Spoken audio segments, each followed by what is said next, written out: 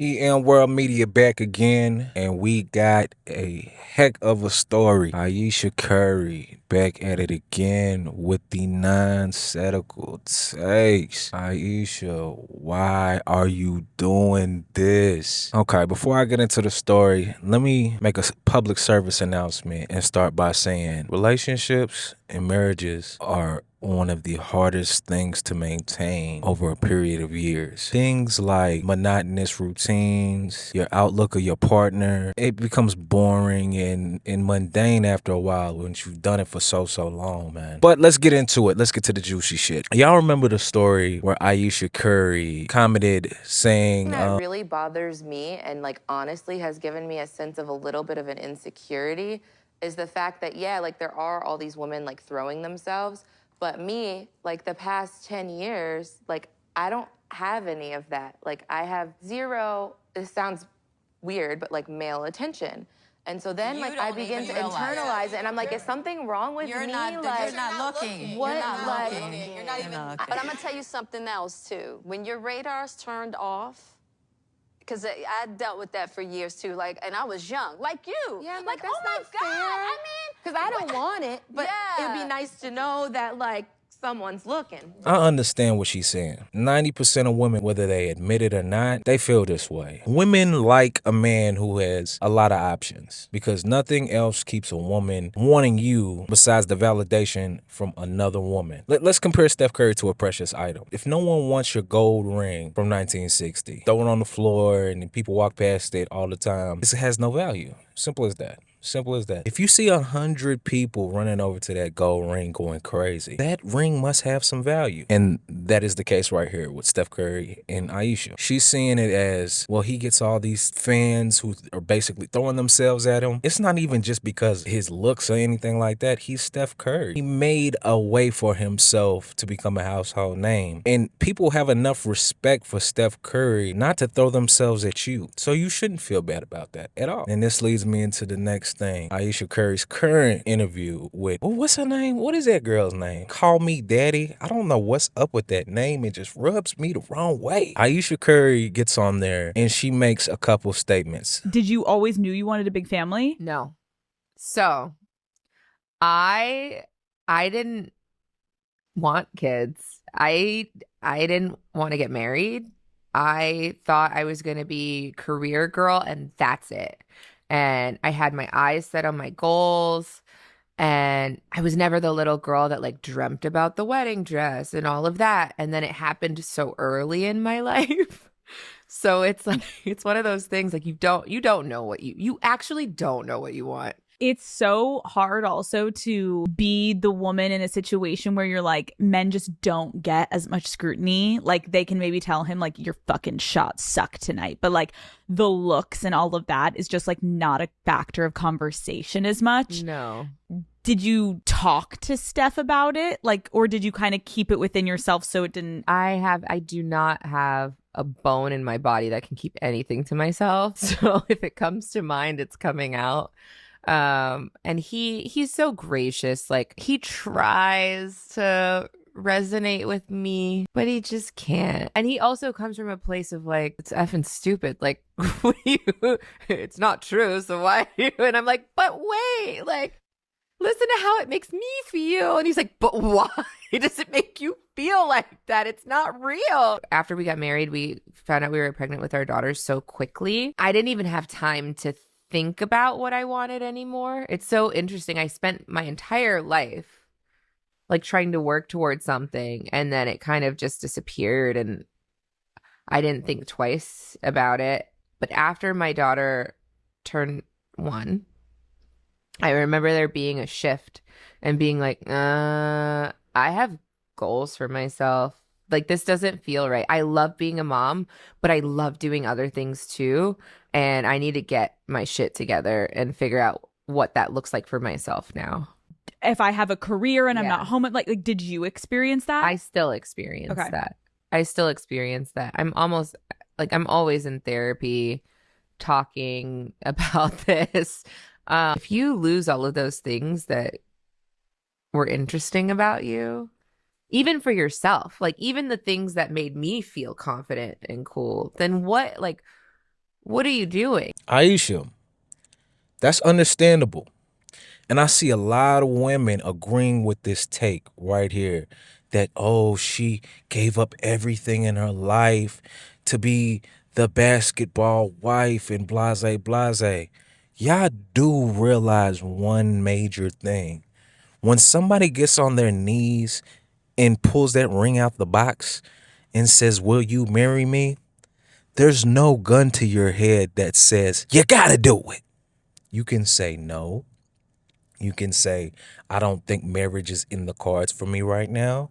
I see myself as a career girl and I want to explore those type of things first. This is what makes Ayesha Curry's point non-valid to me in a lot of ways. Men usually marry women because they're pressured into it by societal standards, by the woman saying, I want to get married in the background every 20 minutes. I want to be someone's wife. I don't want to be a girlfriend for the rest of my life. No one makes y'all marry us. Y'all actually have the choice. When we get down on our knees and say, hey, would you marry me? Y'all have the option. Psychologically, we don't have that option. You understand? So it's like, sis, I understand throughout the chronological order of your life that, yeah, you didn't get to fulfill your dreams and all this stuff. But why did you say yes to begin with? Why did you get in a relationship? Did you just get swept off by the wind and these type of things just ended up happening? Like, no. It's the accountability sometimes where it's like, okay, you have a control over your life. We have to take out this farce that we've been selling for the longest, where we telling women that we're pressuring them into being women. You know, women have kids. That's kind of like how your biological structure is formed, is to have children. Y'all usually get married at some point. You did those things. If you always wanted to be a career girl and actress and all this stuff, you have the resources to still do that, sis. You still have the ability to do all of these things that you keep saying that you wanted to do. I would watch an Ayesha Curry movie now that she's famous for being Steph Curry's wife. Or did you just want to do it the hard way? At some point, it's like, why did you get married? Y'all had the kids afterwards, but you got married first. So where did it go wrong? Did he make you take the ring and put it on your finger and make you show up to the altar? And she says another thing that was just like, it confused me. She's like, I try to make him understand where I'm coming from and he tries to resonate with me, but he just doesn't get it. He just says it's stupid. Well, most people are feeling the same way, Ayesha. Most people are feeling like, yeah, we're not understanding. You wanted to be successful and have all the riches in the world and call yourself a career girl, but just by yourself, not on the dime of your husband, which you expected him to just be a high school basketball coach. So if he was nothing and then you was just chasing your dreams and you was unsuccessful, you would be okay with that? Or what? If you're not doing any of these things right now with the resources that is provided to you by your soon-to-be billionaire husband, why would you think without that attached to your name, it was gonna happen? You know, you gotta really put two and two together. And it's like, all right, so you wanted a career for yourself before. Now you have all the resources in the world to do such, and you're not doing any of those things. And we can take the kids out of the equation because y'all both have huge families. If you don't trust the kids in the hands of strangers, the family members can help you while you do this and choose your career path. Well, I didn't really get the take. It was just, I don't know, it was bothering me so much. I see this a lot from certain women. Ayesha wants to go out on her own terms. She doesn't want anything that she's doing to be based on Steph. It's a jealousy thing. I wanted to avoid the word. You almost hate your husband for going a little bit higher than what you expected him to be, which was a high school basketball coach, to being arguably top 10 of one of the greatest basketball players of all time. How's that for a basketball coach? You know, it's a resentment in her soul. And I seen her on one of the talk show podcasts. All right, Ayesha, I think it's time for a drink. What do you say? Absolutely. Yes, we get to drink. Marcel? Marcel?